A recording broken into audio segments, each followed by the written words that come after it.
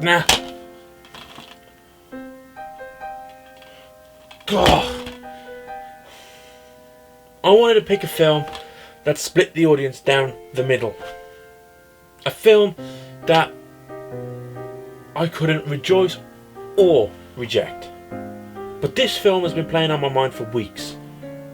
A film I've seen countless times before. But the moment a film gets in my mind, I have to watch it. Because if I don't watch it, I can't think of any other film. So we're doing a film that even my father would watch and then go back and watch a different film. So, we're doing Saving Mr. Banks. The first Disney film here. You should already know how this one's gonna go. Boys have come up with an idea. I think it's gonna make you happy. You didn't bring me all the way here to tell me that. Oh no, I had a wager. I couldn't get you on a ride. I just won $20. Hello everyone and welcome to Rejected, the only place on the internet where we reject or rejoice in all things everything. And who here has heard of a little film company that has very low budget and makes very little success? Well, I'm about to change your world by introducing you to the amazing imagination of Disney. What? What do you mean you've heard of them? How's that possible? Oh yeah, silly me, Disney. I thought you meant these nuts. The global empire that is currently buying any kind of competition that they can. Well, I'm surprised Universal haven't been offered anything yet. Disney have spent the last century creating magic thanks to their founder, Walt Disney, who actually will go on record and say that he is the best thing to happen to the entertainment business. Fight me, I dare you. Who else could it be? Sure, we've got Alfred Hitchcock, who's great at making films, but Walt Disney has built this empire. Hell, Disney are running the world with 3 circles. But what happens when this magician is in a predicament that he has never faced before? Having his buttons pushed by an author afraid to hand over the film rights of her beloved character. You get the story of P.L Travers, the mind behind the world's greatest super nanny, Mary Poppins. Now I will say, when I said he's never been in that predicament before, that's because he's got the shoe on the other foot. More on that later. But hell, Walt Disney in a predicament where he doesn't have the film rights so that the author has main control over everything until she decides whether or not to hand over the film rights? Doesn't that sound like a great film? 2 mature adults bickering over a babysitter?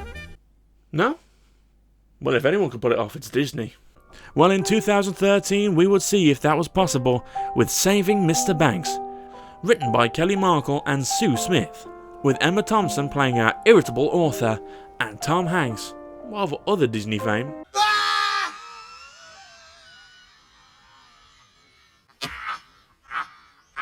playing the magician of movies, Walt Disney. So how would you tell the story?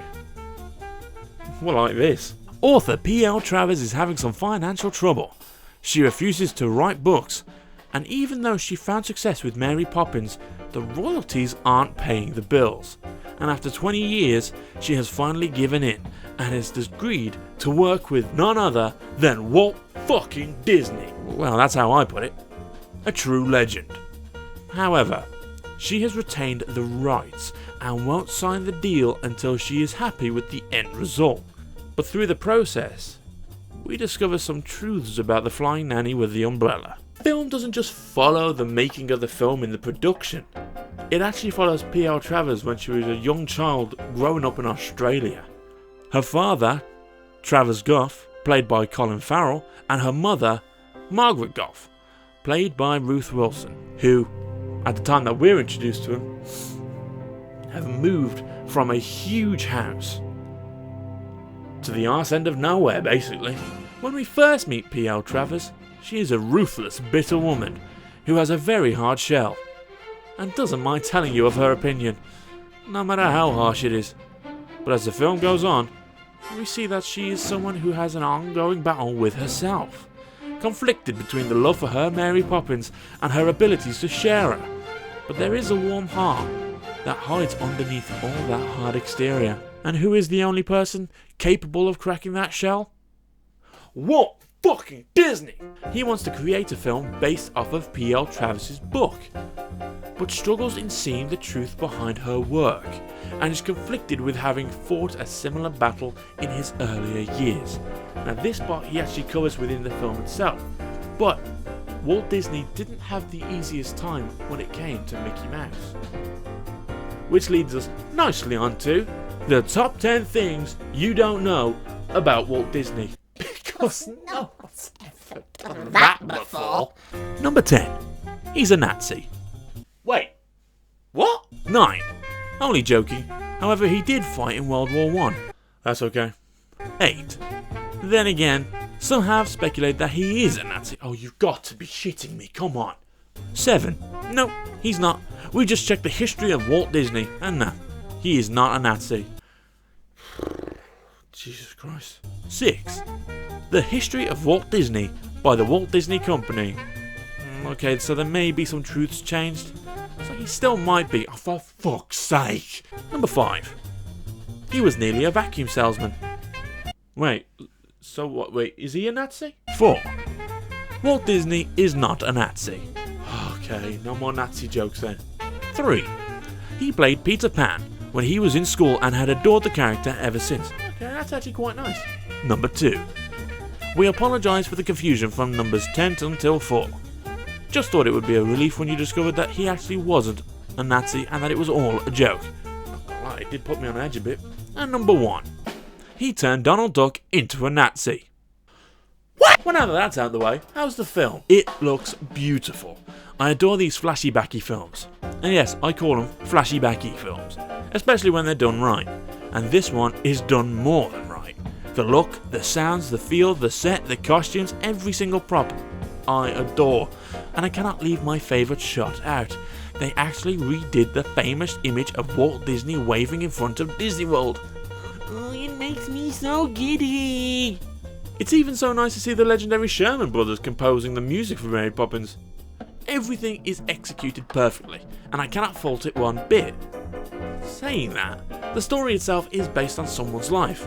It is after all a biopic, so there isn't actually any real imagination there. You have actual facts from the past to help mould the film.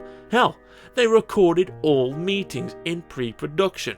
So all we know, they could have just used the actual dialogue from those recordings in the script. And that, trust me, when you see this film, some of those scenes, she's a heartless bitch. But as a film, it's faultless. I would happily watch it over and over again. From the emotional elements to the stunning imagery, everything is done right. So where does Saving Mr. Banks fall under? Well, the story is original, but it's factual. And saying that, I'm sure it's been tweaked just a little bit, just to have some more comical elements put in. But it's still great. So it gets a 3.5. It's better than half, it's better than average, but it's not quite there. Like I said, it's a biopic, but you can just kind of tell that some things are tweaked. Even just a little bit. And as for execution, it's faultless. I can't criticise one bit. Emma Thompson's great, Tom Hanks is great, the Sherman Brothers are great. Every single person in this film plays their role just the way they need to, and just like they should. I can't fault this. So if I can't fault it, that's a 5 out of 5. And so this film, rightfully, gets 8.5 out of 10. And most definitely is rejoiced. As a behind the scenes making of Mary Poppins, sure, it's all about the pre-production and not about being actually in production. They skip all that and go straight to when the film is out. But it's a great way to see how pre-production goes about and how they actually used to do it. And as a biopic, it's a beautifully executed tale that gets you connected and does something that hasn't been done much before. It actually shows you another side of Walt Disney. Sure, the obvious things of everyone being on a first name basis, but you can also tell that there's something in Walt. Hell, do you really need me to recommend this? Of course I'd recommend it. Do what you can to go watch that, even if you've got no interest in classical films or how they were made. Seriously, it's a great tale and a great film. A surefire recommendation from me. But now that's done, does this mean I've got to go do Mary Poppins? I'll let you decide that one. What did you think of the film? Leave a comment down below or check out my social medias, all links are in the description. And if you enjoyed the review, hit that like button, I'd highly appreciate it all. And as always, if you haven't already, hit that subscribe button and the bell to never miss a review. Thanks for watching.